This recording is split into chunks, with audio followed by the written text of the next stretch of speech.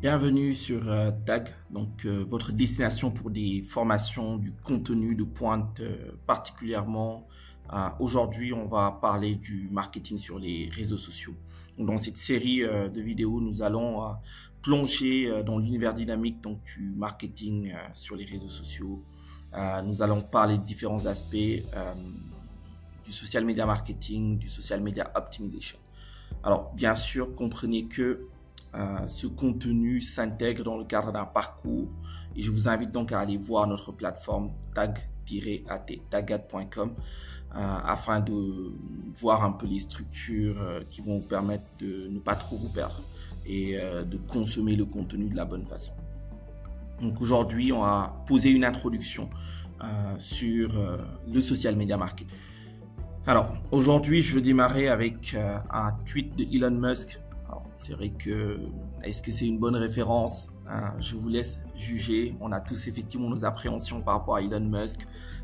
Génie, foilier.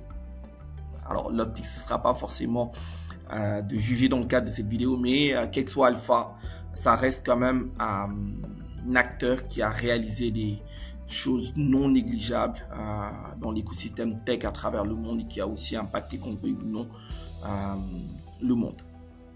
Et justement son tweet, I strongly believe that all managers in a technical area must be technically excellent. Managers in software must write great software, and it's like being a cavalry captain who can't ride a horse. Alors, je démarre avec ce point parce que pour moi, j'ai la même appréhension par rapport aux praticiens du marketing. Je pense que aujourd'hui, être marketeur, c'est aussi développer des compétences techniques. Alors, ça ne veut pas forcément dire effectivement qu'on se transforme totalement en informaticien ou qu'on devient un informaticien, mais l'idée en tout cas, c'est que si aujourd'hui on se veut être un acteur dans le marketing, on se doit de développer aussi des compétences techniques et d'avoir une excellente culture numérique. Et cette culture numérique qui s'appuie notamment sur une capacité à apprendre, donc cette grande compétence aujourd'hui, apprendre à apprendre, développer de nouvelles compétences, pour moi, elle est déterminante. Pourquoi? Parce que faire du social media marketing aujourd'hui va impliquer, pour optimiser l'impact, d'utiliser notamment les interfaces, par exemple, les plateformes de développeurs de toutes les plateformes ou de tous les réseaux sociaux qui sont disponibles. Donc aujourd'hui, mettre en œuvre une stratégie marketing sur Facebook, c'est aussi exploiter le potentiel mis à disposition sur developer.facebook.com ou developer.meta.com ou developer.twitter, developers.linkedin, developers.snapchat.tiktok, etc. Donc, toutes les plateformes ou les réseaux sociaux que vous connaissez ont des interfaces pour développeurs qui vont notamment leur permettre, dans une logique d'open innovation, dans une logique d'ouverture, d'exploiter le plein potentiel de ce qu'ils offrent. YouTube, LinkedIn, toutes les plateformes. Donc, développer des compétences techniques devient un impératif. Faire du social media marketing, pour moi, c'est notamment être dans une même dynamique que la pratique du growth hacking. Ou en tout cas, aujourd'hui, tous les social media managers, à mon avis, doivent développer une culture du growth hacking, doivent avoir cette culture un peu de l'acquisition, de la croissance qu'on veut exponentielle et qu'on sait aller chercher par des techniques de guérilla. Et donc, faire du social media marketing, c'est être à la croisée de trois choses. Du marketing créatif, donc beaucoup de créativité, du test and learn, une capacité à pouvoir aller chercher effectivement de nouvelles approches, donc créativité, mais aussi une capacité à analyser des données, à pouvoir exploiter les résultats de ces données. Ça, c'est un impératif aussi, je pense. Il faut que l'on puisse, à chaque fois qu'on pose des actions, analyser ce que ces actions ont fait au day-to-day, semaine par semaine, mois par mois, faire une évaluation et déterminer les choses qui marchent, les choses qui ne marchent pas, afin d'ajuster les orientations stratégiques. Et enfin, des questions d'automatisation, d'où un peu la question technique que j'évoquais. Donc pour moi, aujourd'hui, le social media marketing est aussi à la croisée de ces trois choses. Donc, d'accord, de la créativité, de l'analyse de données, mais aussi des logiques d'automatisation ou de développement. Donc, on va essayer de voir un peu comment exploiter le potentiel des réseaux sociaux au service d'objectifs. Et ça aussi, c'est un aspect extrêmement important. Ça sert toujours des objectifs. Les stratégies vont toujours servir des objectifs. On ne peut pas être présent sur Facebook, on ne peut pas être présent sur Twitter, sur LinkedIn, sur Instagram, sur YouTube, sur n'importe quelle plateforme si on n'a pas des objectifs clairement posés et que chaque action est corrélée justement à des objectifs. Donc, en guise de rappel, on a notamment les canaux de communication traditionnels que vous connaissez. Et aujourd'hui, on va dire que l'ensemble de ces canaux de communication traditionnels, médias ou hors médias, ont leur équivalent numérique. Et l'optique par rapport à ces équivalences numériques, c'est de comprendre que le digital, le numérique, quand on l'évoque, c'est pas un canal de communication média simple, c'est vraiment un territoire avec des complexités, un territoire à la géographie mouvante. Et il ne suffit pas d'engranger un ensemble d'actions pour aboutir à une stratégie. Il faut vraiment pouvoir construire ce point. Et à ce niveau, je vous recommande donc le livre blanc de Yumna Ovaza, Butter Cake. D'ailleurs, vous avez le lien en description. Et dans ce livre blanc, justement, Yumna nous interpelle sur l'importance de pouvoir aller chercher les motivations d'utilisation d'Internet lorsqu'on pose une stratégie. Et je pense que c'est un aspect qui est extrêmement pertinent et important à intégrer. Aujourd'hui, quand on va aller en tant qu'organisation, en tant qu'entreprise, par rapport à une marque, par rapport à un produit, chercher à être présent sur un territoire digital, Facebook, LinkedIn, Instagram, quel que soit Alpha, je ne dois pas penser à ma personne, je dois penser à celui que je viens trouver, celui pour qui je suis venu sur cette plateforme. Quelles sont ses motivations? Quelles sont les raisons pour lesquelles il est venu sur cette plateforme? Je dois garder en tête que mon job, c'est de pouvoir attirer son attention parce qu'on est dans une économie de l'attention. Je cherche à capter son attention, ce qui ne va pas être simple. Je suis en compétition avec un ensemble d'autres acteurs. Et par rapport à ce travail justement où je vais chercher à être en compétition pour capter l'attention de ma cible, la compréhension de la motivation de ma cible va être un élément déterminant.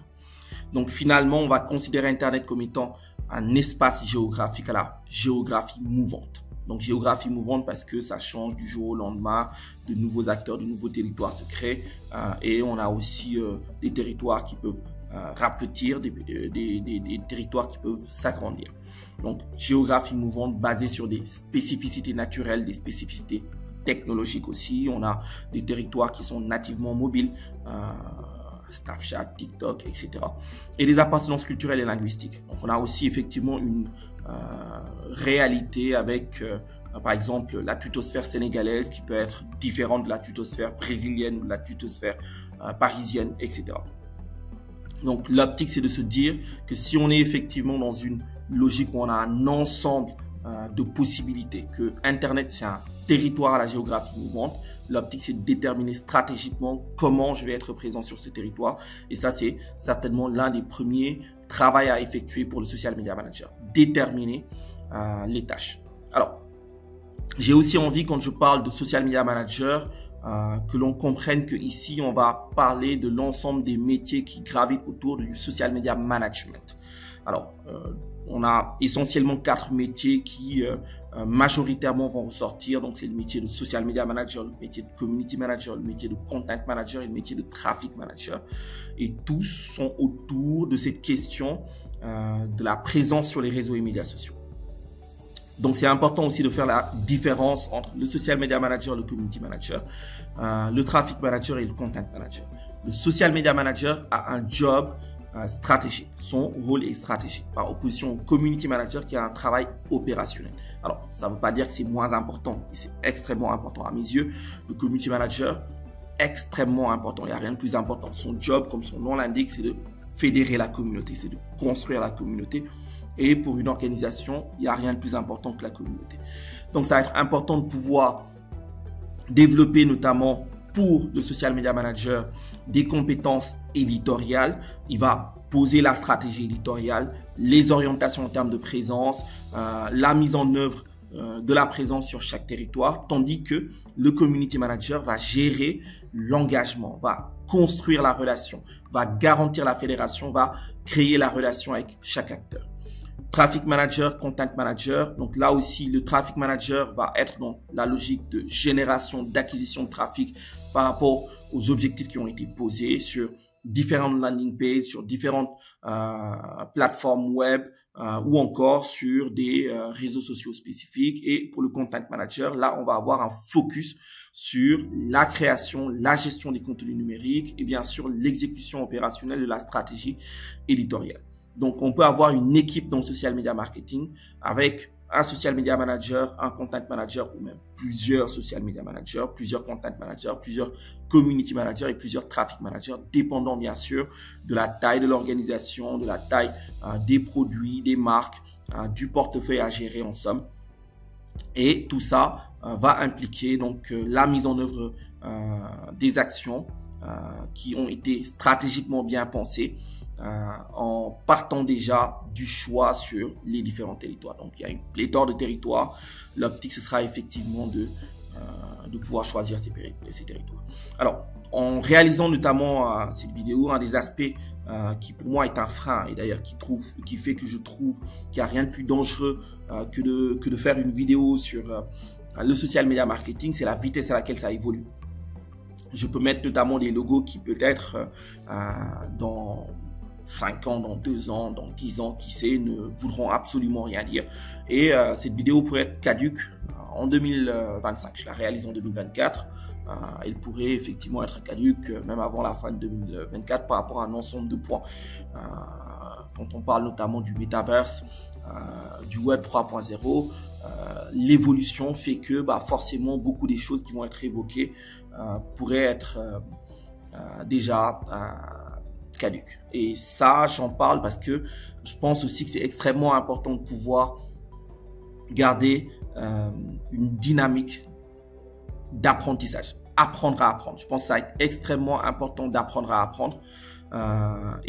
Donc, on devra aussi effectivement se mettre à jour si les choses changent. J'espère justement que j'aurai l'énergie de le mettre en œuvre. Mais si ce n'est pas le cas, que vous aurez l'énergie justement de continuer à chercher et à apprendre par vous-même. Donc, il faut choisir stratégiquement ces territoires, déterminer quels sont les objectifs qu'on va avoir pour chaque territoire et garder en tête qu'il y a un panorama extrêmement large de réseaux et de médias sociaux et que d'ailleurs, on ne peut pas tous les connaître. On ne cherche pas forcément à tous les connaître. L'idée, c'est effectivement de pouvoir appréhender en fonction de la pertinence des territoires par rapport à ceux à qui je m'adresse. Donc, encore une fois, on les choisit non pas par rapport à nous, on les choisit plutôt par rapport aux cibles qu'on a. D'accord ? On a des objectifs, on a des cibles et c'est par rapport à ces cibles, ceux à qui on s'adresse, qu'on va choisir effectivement en fonction de la pertinence les réseaux sociaux qui vont être les plus pertinents. Donc, il y en a qui vont être pertinentes dans votre pays, donc dépendant du pays, forcément, si on est au Sénégal, si on est en Russie, si on est en Chine, les plateformes les plus pertinentes ne sont pas les mêmes. Là aussi, il faudra comprendre que quel que soit le type de plateforme, on va avoir une distinction peut-être à faire entre ce qu'on appelle les réseaux sociaux et les médias sociaux. Mais comprenons que tous les réseaux sociaux sont des médias sociaux, mais tous les médias sociaux ne sont pas des réseaux sociaux. Donc, on va avoir ici une dynamique où l'idée, ce sera de comprendre que les médias sociaux ont une vocation à permettre le partage. Donc, on va pouvoir publier du contenu, que ce soit des articles, des brèves, photographies, vidéos, fichiers PDF, de publier des opinions, de dialoguer avec d'autres utilisateurs, quel que soit Alpha. L'idée, c'est de tout simplement pouvoir partager. Donc, l'optique ici, c'est de vraiment juste comprendre la spécificité que représentent les médias sociaux en ouvrant un peu notre esprit, en se disant que les médias sociaux ont beaucoup évolué le long des années. Ce qu'étaient les médias sociaux en 2020, en 2010, en 2000, en 98, c'est pas vraiment la même chose lorsqu'effectivement ils étaient en naissance. Donc, du temps peut-être de MSN Messenger, du MySpace. C'est vrai que ça semble être une autre époque. Et ce qu'aujourd'hui on voit en termes de fonctionnalité, on est totalement sur des réalités différentes. Mais le fond ne change pas.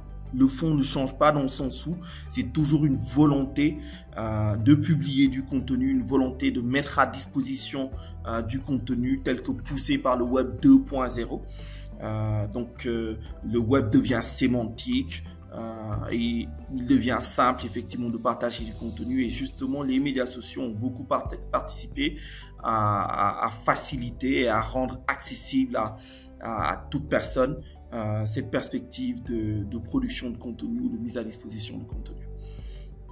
Donc ça va être effectivement des aspects extrêmement importants à intégrer quand on parle des médias sociaux.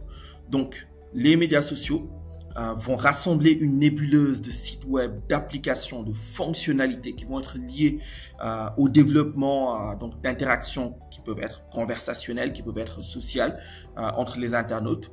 Et donc dépendant un peu de cette réciprocité qui peut être plus ou moins forte, on peut avoir différentes possibilités, mais ça reste des médias sociaux. Donc un blog, c'est un média social. Un forum de discussion, c'est un média social. Un wiki, c'est un média social. Ce ne sont pas des réseaux sociaux, ce sont des médias sociaux. Et une entreprise peut justement avoir son propre média social ou son propre réseau social. Et c'est aussi pour ça qu'on insiste autant sur ce point. C'est de ne pas automatiquement, quand on parle de médias sociaux et de réseaux sociaux, penser à ces plateformes génériques, Facebook, Twitter, etc. Et c'est important d'y penser parce que justement l'avantage que ces plateformes ont, c'est qu'ils ont déjà les utilisateurs, ils ont déjà le trafic, alors que si une entreprise veut développer son propre média social, elle va devoir justement créer le trafic qu'il faut. Mais ça peut être un aspect stratégique choisi par l'entreprise. Et justement, on est dans la dimension stratégique. On est vraiment dans cette dimension où on peut penser à la partie stratégie, au fait que justement une personne peut porter la stratégie d'une organisation, accompagner une organisation à faire les bons choix à ce niveau. Alors, autre aspect qui va être extrêmement important, c'est la dimension catégorisation des réseaux et médias sociaux. Alors, cette question catégorisation, il faut l'envisager par rapport aux fonctionnalités qui sont mises à disposition. Donc, on peut notamment distinguer les médias sociaux de publication, les médias sociaux de partage, les médias sociaux de réseautage, les médias sociaux de discussion. Et l'optique ici, c'est de tout simplement se dire que par rapport à tous ces points, d'accord, les médias sociaux vont jouer un rôle où en fonction de ce qu'on veut, les fonctionnalités vont être privilégiées par rapport à d'autres.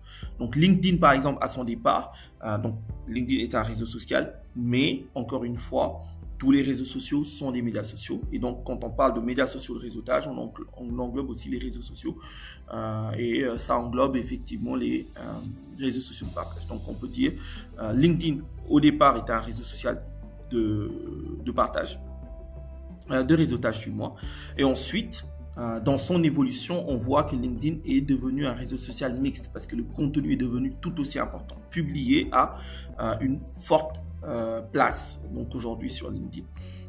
Et je rappelle, aujourd'hui, c'est en 2024. Ça peut totalement changer et c'est d'ailleurs quelque chose qu'on attend. Toutes ces plateformes évoluent sous nos yeux et c'est tout à fait normal. Les fonctionnalités qu'il y avait en 2022, en 2020 ne sont pas les fonctionnalités qu'on retrouve aujourd'hui. C'est normal. Et c'est aussi pour ça, encore une fois, et on ne cessera de le répéter le long de la logique, il faut qu'on apprenne à apprendre. Il faut qu'on apprenne à apprendre. Ce qui va être extrêmement important, c'est de ne pas se dire que il suffit de faire une formation en une fois et puis c'est fini. C'est tout le contraire. Il faut notamment se mettre dans les dispositions, dans les conditions pour pouvoir apprendre continuellement, avoir un peu une logique d'apprentissage permanente. Donc ça, c'est vraiment pour que l'on comprenne les catégorisations par rapport aux médias sociaux. Maintenant, on va singulariser les réseaux sociaux en disant tout simplement que c'est vraiment les plateformes où la première logique, c'est la mise en relation. Donc, c'est l'interconnexion qui est la première finalité qui va catégoriser particulièrement les réseaux sociaux. Donc voilà un peu pour qu'on comprenne ces notions de réseau et médias sociaux dans le social media marketing et l'importance de comprendre ces aspects pour formaliser la stratégie. Donc juste en guise, on a dit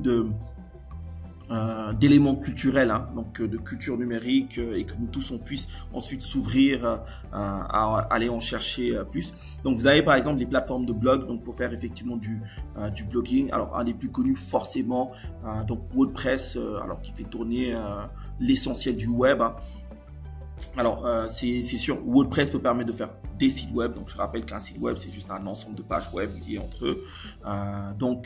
Le blog, WordPress peut me permettre effectivement de faire du blogging. Medium peut me permettre de faire du blogging.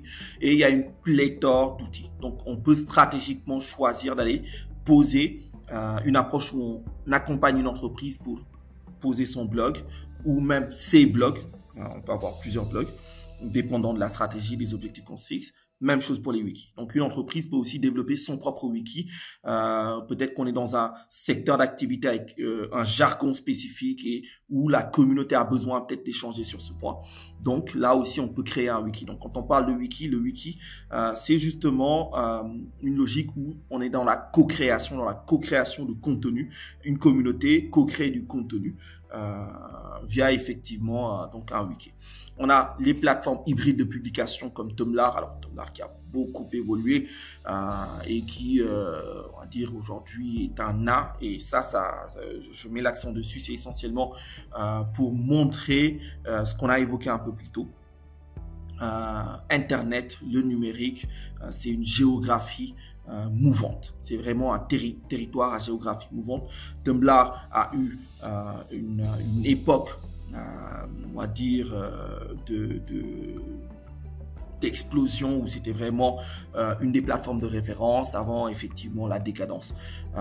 Vous avez aussi effectivement les podcasts qui restent des moyens de diffusion de contenu, des moyens de partage de contenu et des plateformes spécifiques pour les consommer. Tous les services de gestion de podcasts entrent un peu en cause. Les plateformes qui sont spécialisées dans le partage de vidéos, avec encore une fois cette logique d'évolution. Donc, on a effectivement des plateformes qui appartiennent à une autre époque, Dailymotion, MSN, alors même s'ils peuvent exister, hein, mais pour moi, c'est important de montrer toujours cette dynamique évolutive qui fait que ce que je suis en train de dire ne doit pas être perçu dans son essence comme étant pertinente de par les plateformes que j'évoque, mais plutôt de par l'essence ou l'orientation stratégique. Donc, les façons de partager des vidéos peuvent totalement changer. Twitch est relativement nouveau par rapport à YouTube. Et Twitch, aujourd'hui, pour tous les gamers et même au-delà des gamers, pour tous les live streamers, ça reste une plateforme aujourd'hui de référence dans certains pays. Alors, dans d'autres pays, si on est au Sénégal, au Burkina, en Afrique de l'Ouest, etc., Twitch n'a pas la popularité qu'il peut avoir, notamment dans d'autres pays. Les plateformes de partage de musique vont aussi être concernées, les plateformes de partage de lieux, les plateformes de partage de documents, les plateformes de partage de photos, d'inspiration. Donc tout ça effectivement rentre dans ce qu'on va catégoriser comme étant les médias sociaux et pour certains donc des réseaux sociaux, en gardant en tête que tous les réseaux sociaux sont des médias sociaux. Alors voilà un peu pour cette introduction. Donc la finalité était de nous préparer à pouvoir mettre en œuvre des stratégies de social media marketing, de community management et de pouvoir, par rapport à des objectifs marketing ou des objectifs de communication, des objectifs business bien posés et des cibles clairement identifiées, qu'on puisse se mettre dans une dynamique d'exploitation du potentiel offert par les réseaux et médias sociaux. Donc, je vous remercie pour votre attention et merci d'avoir suivi cette première capsule donc, qui rentre un peu dans le programme spécifique donc que vous retrouverez sur la plateforme tag-at.com et les informations détaillées sont en description. Donc n'hésitez pas à nous faire un retour, à notamment interagir avec nous dans les commentaires et à nous faire en tout cas le retour de ce que vous appréciez, ce que vous n'appréciez pas et ce que vous voudriez en plus. On est à votre disposition et merci encore une fois pour votre attention.